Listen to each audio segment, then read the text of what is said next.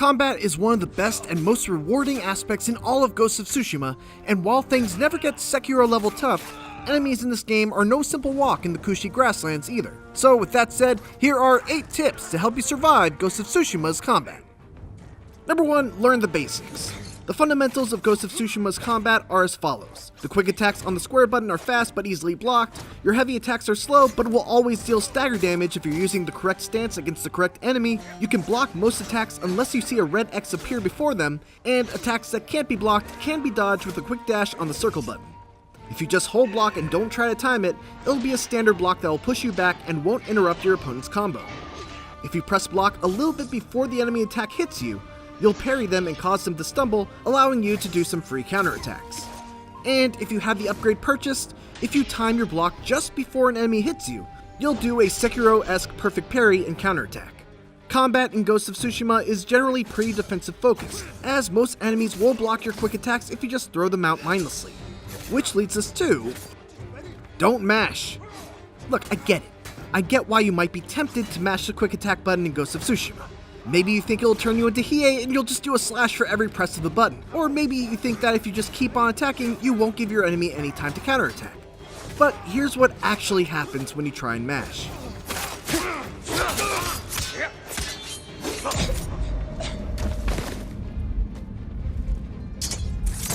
Mashing is a very bad idea for 2 main reasons. One, as I said earlier, enemies are very adept at blocking quick strikes if you just throw them out there out of nowhere, and when you get blocked, you'll be put in a very vulnerable position.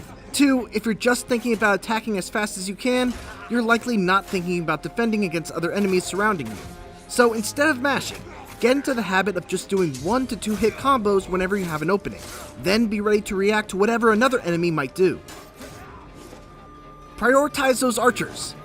Ooh boy, archers suck in this game. They can hit you from off screen, they have deadly accuracy, some of them can poison you, and some of them can fire 3 to 4 shots before needing to take a break. Archers should always be your first priority in any fight, primarily because they're incredibly distracting to deal with when you're already fighting 4 to 5 melee weapon enemies, but also because they're super easy to kill. They can't defend against your attacks, and they go down in just 2 to 3 hits. If you're unable to get to an archer and have to deal with their arrows, note that they always have an audio tell before they're going to shoot. And as soon as you hear that, that's when you need to either dodge or bring up your guard if you have the ability to block arrows. Thieves and other types of enemies have different audio tells, but it's largely the same deal. Know your stances. Over the course of the game, you'll learn 4 stances, each with their own strength versus a specific type of weapon. The starting stone stance is adept at dealing with swordsmen, both of the single and dual wielding variety.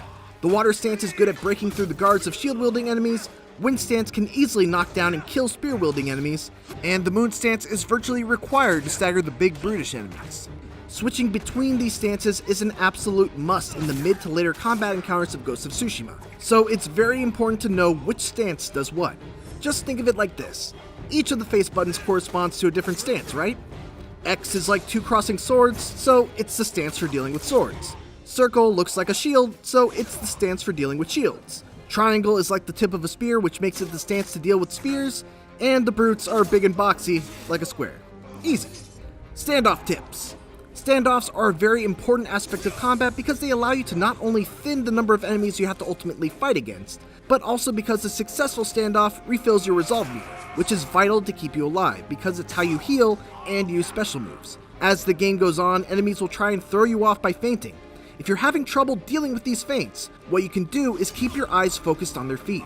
They'll try to trick you by moving their hands and shouting, but their feet will always remain stationary until they're actually going for real. Slow down time. If you find yourself a bit overwhelmed in a fight, one thing you can do is utilize a little bit of slowdown by holding the R2 button to bring up the stance switch menu. One helpful tactic is to bring it up as soon as you deliver a fatal blow on an enemy and use the slowdown time to identify what the next target you need to take out is and switch to an appropriate stance. Use all of your tools. Jin's various combat tools are extremely useful in a variety of different ways.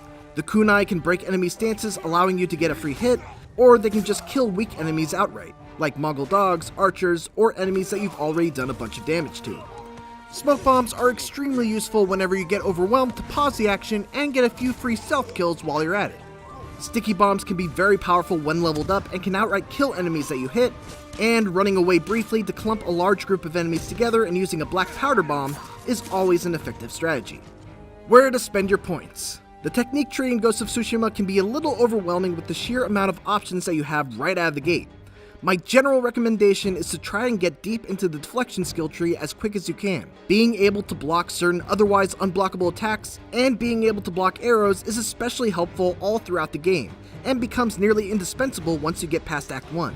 Beyond the deflection skill tree, everything else is pretty much up to your own playstyle or dependent on what enemies are giving you trouble.